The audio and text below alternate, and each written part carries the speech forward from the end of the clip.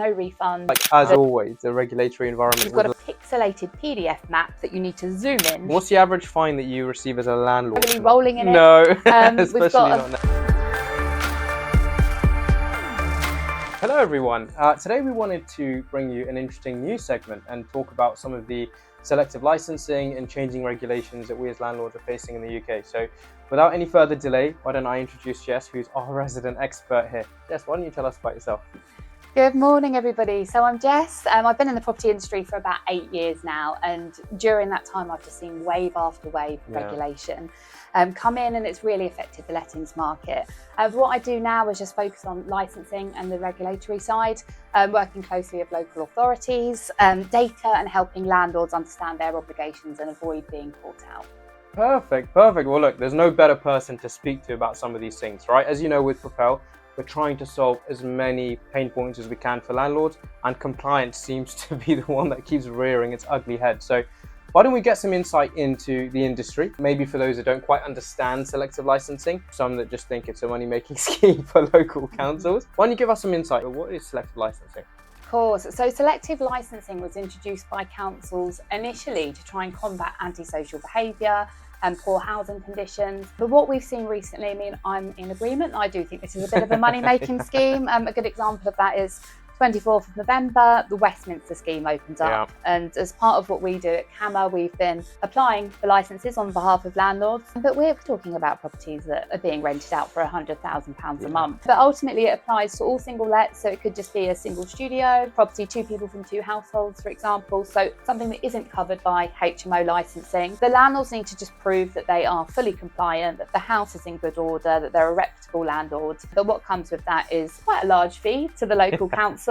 And some hoops to jump through as well, which can be quite challenging. And then that license is granted for a 5-year period. Okay, a few questions I had for you. The first one being, is the selective licensing transferable? So if I sell the property within the 5-year period, do I get a pro rata refund like I do if I sell my car and get the tax refund back?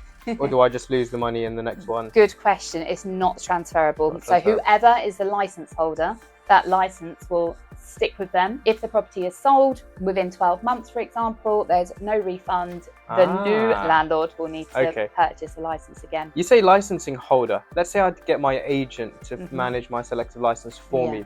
Are they the license holder if I change agents? Good question. They can be. So it's up to you, there's a choice. Let's say, for example, you're an overseas landlord. There is a condition with most UK councils that for any overseas landlord, they need a UK-based managing agent that are happy to take joint liability ultimately for those licence conditions. In that case, what we're seeing is because there is a risk there, in a lot of those cases, the agent will potentially be the licence holder. So that ties you in as a landlord, because if you decided in a year's time that you wanted to self-manage, you would have to then reapply for a licence again in your own name. But so it's up to agents. Often agents will try and avoid being the licence holder where possible. But I think what many of them don't realise is that even just by managing a property or even just collecting the rent, they are jointly and severally liable. Okay, fine.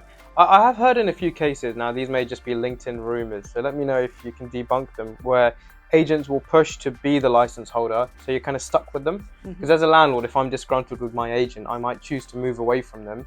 But the cost isn't just to break that contract with the agent. I now need to go and pay for a new selective licensing because I need to renew it. Is that true? Yeah, I mean, I've definitely heard of cases that are quite similar. It's a bit of both, really. I suppose for an agent, from their position also, they want to have control over the compliance for that property. If the gas safety has expired, for example, and the agent hasn't got control over obtaining a new one, and they're relying on the landlord, and there's a lack of communication there, then that's an issue, because agents can be fined for this too.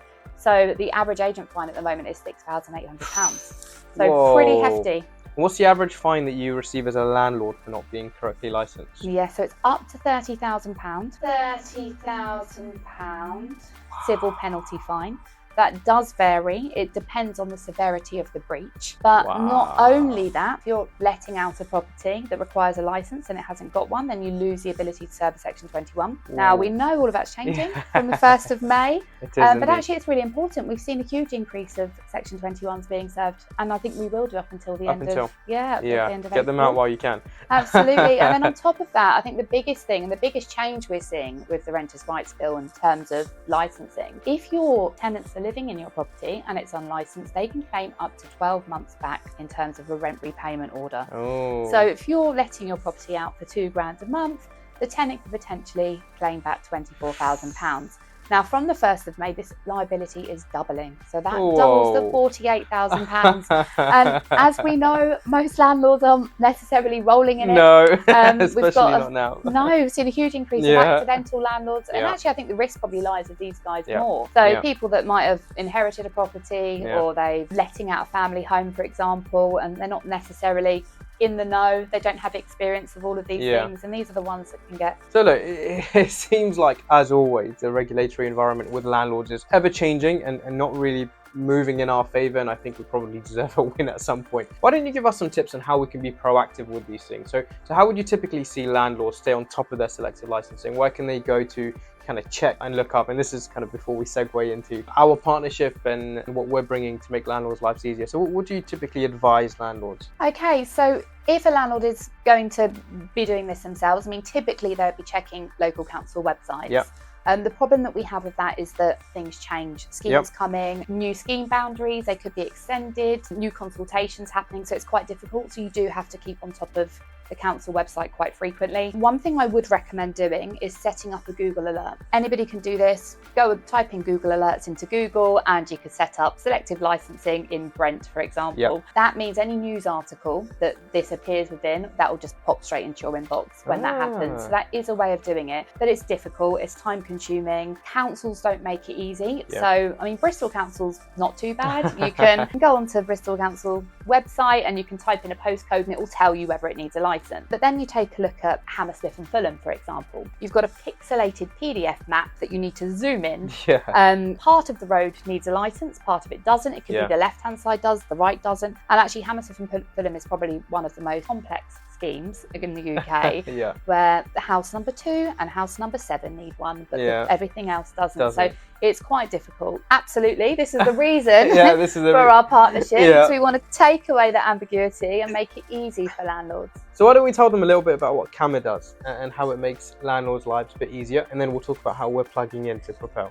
Yeah, absolutely. What we do here at Kamma is we map out every single UK licensing scheme. So be that selective, additional or mandatory. So we use UPRNs, so it's completely accurate.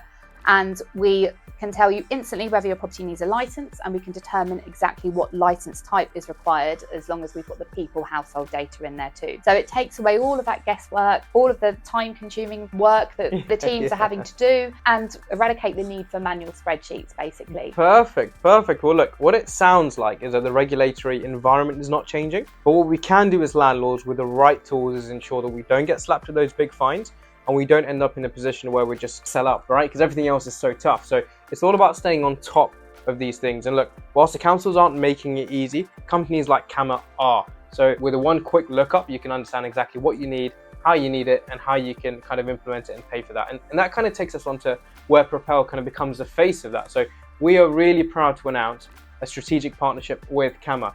That will enable all landlords as they use Propell to manage their portfolios. Every time you add a property within the More Insights section, you'll be able to see an auto pull through of exactly what license you need, and you'll be auto reminded whenever you need to renew them. What it means is that between Kamma and Propell, we're ensuring that you as a landlord are fully compliant and fully out and staying clear of any potential random fines. That's a really exciting partnership for us.